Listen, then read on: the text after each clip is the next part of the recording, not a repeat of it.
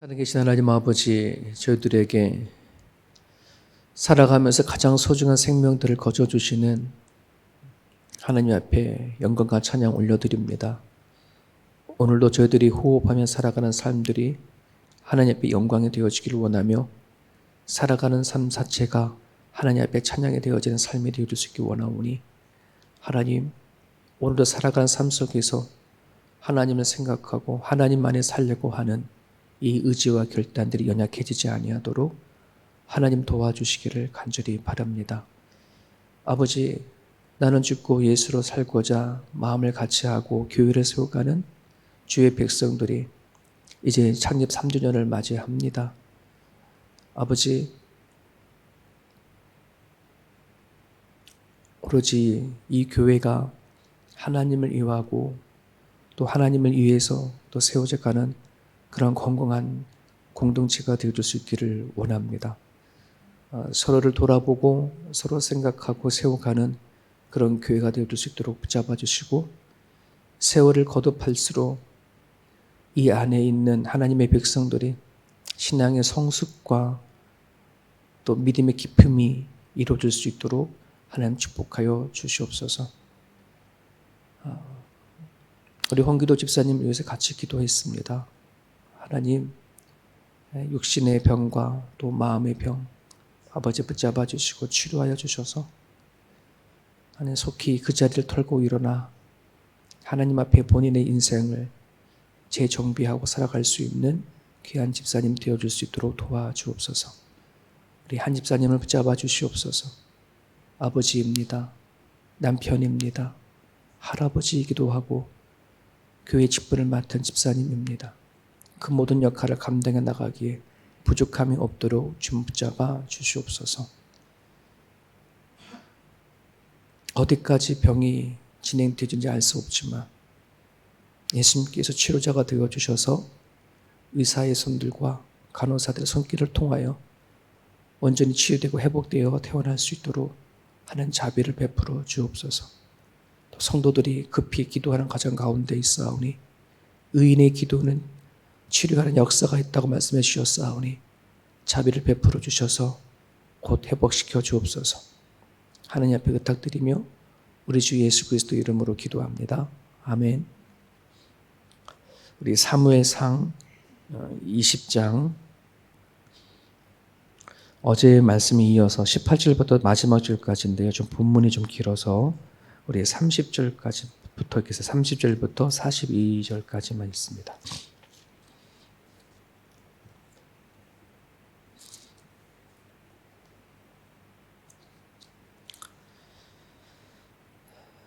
(20장) 30절부터 마지막 절까지 있습니다. 사울이 요나단에게 화를 내며 그에게 이르되 폐영부도한 계집의 소생아, 네가 이새의 아들을 택한 곳이 내 수치와 내 어미의 벌거벗은 수치됨을 내가 어찌 알지 못하랴. 이새의 아들이 땅에 사는 동안은 너와 내 나라가 든든히 서지 못하리라. 그런즉 이제 사람을 보내어 그를 내게로 끌어오라. 그는 죽어야 할 자니라 한지라. 요나단이 그의 아버지 사울에 대답하여 이르되 그가 죽일 일을 무엇이니까 무엇을 행하였나이까. 사울이 요나단에게 단창을 던져 죽이려 한지라. 요나단이 그의 아버지가 다윗을 죽이기로 결심한 줄 알고 심히 노하여 식탁에서 떠나고 그 달의 둘째 날에는 먹지 아니하였으니 이는 그의 아버지가 다윗을 욕되게 하였으므로 다윗을 위하여 슬퍼함이었더라. 아침에 요나단이 작은 아이를 데리고 다윗과 정한 시간에 들러 나가서 아이에게 이르되 달려가서 내가 쏘는 화살을 찾으라 하고 아이가 달려갈 때에 요나단이 화살을 그의 위로 지나치게 쏘니라. 아이가 요나단이 쏜 화살을 있는 곳에 이를 치우매 요나단이 아이 뒤에서 외쳐 이르되 화살이 내 앞쪽에 있지 아니하냐 하고 요나단이 아이 뒤에서 또 외치되 지체 말고 빨리 다름질하라 하매 요나단의 아이가 화살을 주워 가지고 주인에게로 돌아왔으나 그 아이는 아무것도 알지 못하고 요나단과 다윗만 그 일을 알았더라.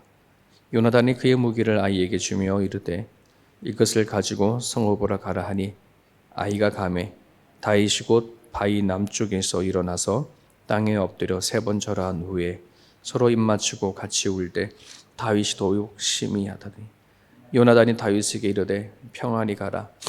우리 두 사람이 여호와의 이름으로 맹세하여 이르기를 여호와께서 영원히 나와 너 사이에 계시고 내 자손과 내 자손 사이에 계시니라 하였느니라 하니 다윗은 일어나 떠나고 요나단은 성읍으로 들어가니라.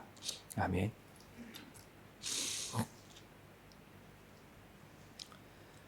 우리 18절부터 이렇게 말씀을 이어서 보면은 우리 18절부터 22절 그 앞에 부분까지는 요나단이 다윗에게 자기 아버지 사울 왕의 의도, 생각, 다윗을 어떻게 할 건가 하는 것을 알아보고 나서는 다윗에게 알려주기로 이렇게 약속을 하죠. 그래서 서로 이제 방법을 짜게 됩니다. 요나단이 다윗에게 초하루에 과거에 사울에게 피해 숨어 있었던 에셀바이라고 거기에 이제 숨어 있으면 이제 본인이 이제 화살로 신호를 보내겠다. 이제 그렇게 얘기를 합니다. 화살을 쏴서 다윗 쪽에서 화살이 가까우면 도망하라는 뜻이고 다윗 쪽에서 화살이 멀면은 괜찮다. 이제 죽이려고 하지 않는 거다. 이렇게 서로 사인을 갖고 이제 얘기를 나누는 그런 부분들입니다. 여러분 그 영화나 드라마를 보게 되어지면 복선이라는 것이 있죠. 연출자가 의도적으로 앞으로의 주인공에게 어떤 일이 닥칠 거다. 또 이 영화의 끝은 어떻게 장식이 될 거다라고 하는 나름대로 암시가 하는 복선이라는 것이 있는데 여기에도 이 복선이 등장하게 됩니다. 에셀 바위에 숨었다라고 했을 때 이 에셀이라고 하는 말이 떠나다, 새롭게 출발하다 이런 뜻이거든요. 그러니까 다윗이 거기에 숨어서 요나단이 자기 아버지를 통해서 어떤 결과를 가지고 사인을 할지는 모르겠지만은 이미 성경의 안에서는 다윗에게 또 새로운 출발을 계획해두고 있는 것. 여러분 영화를 보면 거기 등장하는 주인공들은 그 연출자가 숨겨놓은 복선을 모를지 모르겠지만은 그 영화나 드라마를 만든 연출가들은 그걸 알지 않습니까? 그러니까 우리들의 인생도 마찬가지로 생각이 되어집니다. 우리를 이 땅에 보내주시고 또 우리 삶을 이끌어 가신 하나님, 또 우리의 삶을 연출하시는 하나님, 우리는 모르겠습니다만 내가 살아간 삶 속에서 일어나는 일들은 뭔지 모르겠지만 그 일들이 앞으로 일어나는 일들에 복선이 되어지는 경우들이 되게 많은 것을 이제 보게 되어집니다. 저도 제 인생을 이렇게 하나님 말씀 안에 가지고 해석을 해보게 되면 그때 그 일이 복선이었구나 이제 이럴 때가 저러 있죠. 다윗을 이스라엘 왕으로 기름을 부으신 하나님은 다윗을 향해서 어떤 연출을 하시고자 하시냐면 우리가 사무엘상 하를 이렇게 보게 되어지면 하나님이 다윗으로 하여금 철저히 하나님을 의지하는 사람으로 양육하고 키워가는 과정을 보게 됩니다. 하나님은 사울을 왕위로 이렇게 세우긴 하셨지만 그 사울이 어떻게 이스라엘 백성들을 이끌어가고 있는지를 너무나 잘 알고 있었거든요. 근데 당신께서 세우시는 다윗은 결코 실패하는 왕으로 세우고 싶지 않으셨을 것입니다. 그래서 철저하게 하나님만 바라보고 하나님을 의지하는 그런 자로 양육해 가시는 그런 모습을 우리는 보게 되어집니다. 그 22절의 하반절에 보면은 요나단이 다윗에게 이렇게 말합니다. 보라, 화살이 네 앞쪽에 있다 하거든 네 길을 가라. 여호와께서 너를 보내셨음이니라. 요나단이 어쩔 수 없이 자신의 아버지가 다윗을 죽이려고 한다는 것을 이제 알게 되어졌지만은 단지 그것이 아버지가 다윗 너를 죽이려고 하는 것이 아니라 하나님께서 너를 보내셨어라고 하는 이제 그런 해석을 하게 되어주죠. 참 이런 부분에서 친구의 이 영적인 해석과 또 도움과 권면이 참 귀한 것을 보게 됩니다. 우리가 살아가는 가정 가운데 나의 동력하는 형제와 자매들에게 어떤 권면을 해주느냐 하는 것도 되게 중요하다 생각하거든요. 근데 참 다윗에게 요나단은 너무 귀한 거라 생각이 되어져요. 그래서 오늘 본문을 보면 서로 헤어지긴 하지만 그때 끌어안고 눈물을 흘릴 때 다윗이 더 심히 울었다라는 표현을 하는데 그 의미가 어떤 것인지 알 것 같아요. 그러면서 나중에는 이제 다윗이 그 사실을 알고 도망을 치는 과정 가운데 그 시편 56편 8절에 보면은 사울 왕 앞에서 그 다윗 요나단을 떼어놓고 도망칠 때에 썼던 시가 등장하는 거거든요. 그때 56편이 그때 쓴 시인데 거기 보면 다윗이 이렇게 고백합니다. 나의 유리함을 주께서 계수하셨사오니 나의 눈물을 주의 병에 담으소서라고 하는 그런 고백을 합니다. 내가 이제 앞으로 유리하는 삶을 살겠다. 방황하고 정확하게 어디를 갈지 모르는 삶으로 쫓겨내가는 도망치는 신세이지만 하나님께서 나를 계수하셨다. 이런 표현이 있습니다. 참 이런 믿음을 갖는다는 건 참 쉽지 않습니다. 하나님의 사람은 자신의 삶을 연출하시는 하나님을 인정하지 아니하고서는 이런 고백을 할 수 없는데 저나 여러분들이나 비록 내 현실과 상황 속에서 정말 도망칠 수밖에 없는 그런 신세 같은 삶이 되어질지 모르지만 하나님은 이 일을 통해서 나를 연출해 가시는 분, 나를 완성해 가시는 분, 하나님의 사람으로 세워 가시는 분, 그것을 우리가 믿고 살아가야 되겠다는 생각이 되어집니다. 어제 청년의 모임을 가지면서 같이 삶을 나누는 과정 가운데 청년들에게 이렇게 물어봤어요. 여러분들은 왜라고 하는 질문을 많이 갖고 살아갑니까? 어떻게 라고 하는 것에 대해서 생각을 많이 합니까? 그때 한 자매가 한참을 고민을 하더니 저는 왜에 대한 초점을 맞춘 것 같아요. 그러더라고요. 너무나 귀하더라고요. 그 말이. 그래서 여러분, 우리는 살아가는데 항상 어떻게, 이 방법론을 되게 많이 생각을 많이 합니다. 어떻게 살아가야 되나, 어떤 길로 가야 되나. 그런데 하나님은 우리들에게 자꾸 왜라고 하는 걸 질문을 던지게 합니다. 왜 내가 이 일을 해야 되지? 또 왜 이 일을 가야 되지? 라고 하는 것이 먼저 더 중요한 부분들이죠. 그 왜라고 하는 것에 초점을 맞춰야지 어떻게라고 하는 방법이 나오는데 왜라고 하는 생각이 없이 어떻게만 생각하게 되어지면은 방향이 잘못 틀어질 때가 참으로 많이 있습니다. 다윗이 이 도망치는 이 안에서는 요나단과의 대화 속에서 왜 이 일을 가야 되어지는 것인지에 대한 답을 먼저 아는 것이죠. 주께서 함께 계시고 또 계수하시고 다윗을 보낸다라고 하는 이 왜에 대한 대답이 있기 때문에 어쩌면 다윗이 도망치는 그 길은 결코 외롭고 아무 뜻을 없는 그런 도망침이 아니라고 저는 생각이 되어집니다. 우리가 잘 알다시피 사람의 마음으로 자기 길을 계획할지라도 그 걸음을 인도하시는 분은 하나님이시다.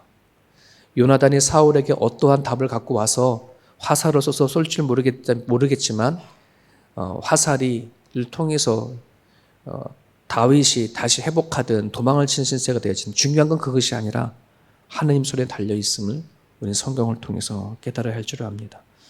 23절에 보면은 요나단이 계속해서 다윗에게 이렇게 말을 합니다. 너와 내가 말한 일에 대해서는 여호와께서 너와 나 사이에 영원토록 계시니라 하니라. 이런 말씀하는데 이 말씀의 짝을 이루는 신약의 말씀이 있습니다. 이게 요한일서 3장인데 요한일서 3장에 보면 우리가 보고 들은 바를 너희에게도 전함은 너희로 우리와 사귐이 있게 하려 함이니 우리의 사귐은 아버지와 그 아들 예수 그리스도와 더불어 누림이라 라고 하는 말씀이 있어요. 즉 요나단은 이렇게 얘기합니다. 요나단이 다윗아 너와 나 사이에는 영원토록 계신 하나님이 함께 계셔라고 하는 말. 요한일서에는 우리 같은 그리스도인들 사이 안에서는 당신과 나 사이에는 예수 그리스도의 사귐이 같이 계신다 한다는 그런 표현이거든요. 여러분, 우리가 살아가는 과정 가운데, 신앙생활하는 과정 가운데 좋은 관계로 만난 사람들이 끝까지 좋은 관계로 가려고 한다 그러면 서로의 관계 속에 반드시 하나님이 등장해야 합니다. 하나님이 계셔야 합니다. 사람과 사람 사이에 하나님이 없으면 나의 필요를 위한 상대방밖에 되지가 않아요. 나의 자기 자신의 필요를 채우기 위한 상대가 밖에 되지가 않아. 하지만 사람과 사람 사이에 하나님이 계시면 상대의 필요를 채워주는 관계가 되어지거든요. 예, 그런 관계가 되어졌으면 좋겠습니다. 우리가 세움교회에 새로 등록하시는 분들도 계시고 하지만 이 교회가 나에게 어떤 것을 채워주나 라고 하는 그런 부분들이 아니라 정말 하나님 안에 우리를 맺어주신 관계라고 한다 그러면 서로 채워주는 거예요. 서로 돌아봐주고, 이 교회에서 내가 얼마나 나한테 따뜻하게 해주나, 나에게 뭘 해주나 라고 한다 그러면 그런 교회는 거의 없어요. 서로 하나님 안에서 사귐을 갖는 그런 관계인 것을 우리가 깨닫고 나갔으면 좋겠습니다. 24절부터 42절까지는 드디어 요나단이 아버지가 다윗을 죽이려고 하는구나 라고 하는 것을 알고 다윗에게 사인을 보내는 그런 장면이 등장하게 됩니다. 자, 근데 30절을 보세요. 30절은 사울이 이 요나단이 다윗을 숨겼다라고 하는 나름대로의 그런 확신이 있었던 것 같아요. 그러면서 자기 아들 요나단에게 화를 내면서 그에게 이렇게 말을 합니다. 패역무도한 계집의 소생아, 네가 이새의 아들을 택한 것이 내 수치와 내 어머니의 벌거벗은 수치됨을 내가 어찌 알지 못하냐, 이렇게 야단을 치죠. 화가 나면서. 왜 이런 말을 하냐 그러면 당시에 정권이 바뀌듯이 왕의 자리가 왕이 통치하는 것이 바뀌어져 버리게 되면은 이 전에 왕의 아내나 딸들이 그 다음에 왕에게 자신의 아내로 삼는 경우가 대부분이었다 그래요. 그러니까 통치가 왕이 바뀌어져 버리면 그 전에 왕의 아내나 자녀, 딸들이 다음에 세워질 왕의 아내로 삼는 경우가 많다는 겁니다. 그것은 왜 그러냐 그러면 왕의 권위와 힘을 과시하고 그 힘을 이어간다라고 하는 의미에서 그렇게 했다고 합니다. 그러니 만약에 다윗이 왕이 된다고 한다 그러면 어떻게 되는 거예요? 지금 요나단의 어머니가 다윗의 아내가 될 수 있다는 거죠. 그것을 이제 수치로 삼고서 얘기를 하는 것이에요. 세상의 방식과 세상의 사고를 가지고 지금 사울 왕의 입장에서 생각해 보면 사울의 왕은 하나도 틀린 말이 없어요. 당연히 자기가 왕이면 그 왕의 자리를 자기 아들한테 물려주고 하는 것이 당연한 것처럼 그렇게 우리는 생각할 수가 있습니다. 세상의 사고는 그렇습니다. 하지만 오늘 우리 본문을 보게 되어지면 하나님은 지금 사울을 떠나셨고 그리고 다윗을 통해서 하나님의 뜻을 세워가려고 하는 것을 우리는 보게 되어집니다. 그러면 사울이 오늘 요나단에게 야단을 치면서 이제 너가 갖고 있는 그 수치를 다윗이 만약에 왕이 되어지면 너는 큰 수치를 당할 거고 라고 쭉 얘기를 합니다. 그게 세상 사람들이 갖고 있는 생각이죠. 하지만 나중에는 결국은 사울 왕 자신의 수치를 당하게 되고 요나단과 그의 가족들, 그러니까 요나단도 죽지만은 그의 가족들이 수치에서 다윗을 통해서 수치를 면하게 되어지는 일들을 얻게 되어져. 하나님이 선택하시고 또 하나님을 이끌어 가시는 사람들은 하나님 수치를 당하지 않습니다. 요나단도 마찬가지고 그의 가족도 마찬가지였었습니다. 어떤 일로 내가 수치를 당하고 부당한 일을 당하고 두려움을 가질까? 하나님을 믿는 사람들은 이 부분에 대해서는 자유할 수 있기를 간절히 바랍니다. 하나님을 찾고 하나님 앞에 기도하고 엎드려 나가는 사람들은 하나님의 그의 인생을 반드시 책임져 주시기라고 약속하시는 부분들이기 때문에 그 약속이 오늘도 우리들 가운데 또 기도하는 가운데 계속해서 하나님 앞에 기도거리가 되어졌으면 좋겠습니다. 기름을 부은 다윗의 현세의 모습, 결국 요나단을 통해서 너는 도망가야 할 수밖에 없어 라고 하는 그 현실이 당해져 있습니다만 여러분 곧 기름을 부음을 받고 왕으로서 등극할 수 있는 다윗의 모습이 이제는 그 도망자의 신세가 얼마나 될지 모르는 길을 떠나게 됩니다. 자그마치 10년이라는 세월이 이 광야 생활을 하게 되어집니다. 그럼에도 불구하고 다윗은 현실의 모습을 바라보면 원망할 수밖에 없죠. 도대체 나를 하나님의 왕으로 삼으신다는데 내 현실은 왜 이렇습니다. 왜 이렇습니까? 라고 말할 수 있습니다. 우리가 신약 성경도 그렇지 않습니까? 우리를 향해서 하나님의 자녀로 얘기를 하고 왕노로 되라라고 하지만 막상 예수 믿고 살아가는 사람들에게 참 많은 어려움들이 생길 수가 있습니다. 좀 전에 기도했던 우리 한연도 집사님의 가정들 보면 왜 갑자기 또 이런 일이 있을 거야 라고 하는 안타까움을 가질 수도 있습니다. 지금 딸 한 사람으로 살아가기가 힘든데 아버지까지 아프면 어떡하나 라고 하는 그거부터 우리는 걱정을 많이 하거든요. 여러분 시편 57편 2절에 보면 다윗이 사울을 피해서 도망할 때에 이런 고백을 합니다. 내가 지존하신 하나님께 부르짖으며 곧 나를 위하여 모든 것을 이루시는 하나님께로다. 그 상황을 놓고 하나님의 부르짖습니다. 왜 이런 일이 닥칩니까? 내가 왜 도망자 신세로 살아가야 합니까? 하나님 앞에 외치고 기도를 합니다. 그러면서 고백합니다. 나를 위하여 모든 것을 이루시는 하나님께로다 라고 영광을 올려드립니다. 지금은 이해가 되지 않습니다. 지금은 왜 자기가 도망자로 신세로 가야 하는지 알 수 없습니다. 그런데 나를 위하여 하나님이 이루신다라고 하는 고백을 갖고 떠나는 겁니다. 우리 성도들 가정들마다 정말 왜 나한테 이런 일이 닥칩니까? 하나님의 자녀인데 예수님을 통해서 풍성한 삶을 살도록 우리를 부르셨다고 한다는데 왜 나의 삶은 풍성한 삶이 아니라 여기 염려와 걱정과 두려움으로 살아야 합니까? 할지 모르지만 여러분 그 삶들이 하나님께서 반드시 그들을 이루시기 위한 그들을 위한 일들이 되어줄 수 있도록 이 아침에 여러분들이 기도해 주시기를 간절히 바랍니다. 여러분도 이 아침에 기도하실 때에 이해되지 않는 삶, 이해되지 않는 인생들 하나님 안에서 해석되어지고 또 살아가다 보면은 거기 안에 참된 소망이 생깁니다. 하지만 인생이 하나님 안에서 해석되지 아니하면 깊은 분노만 생긴다는 걸 우리가 알고 우리가 이 시간 하나님 앞에 우리 모든 삶을 내놓고 기도하는 시간 됐으면 좋겠습니다. 자유롭게 기도하시다가 돌아가시길 바랍니다.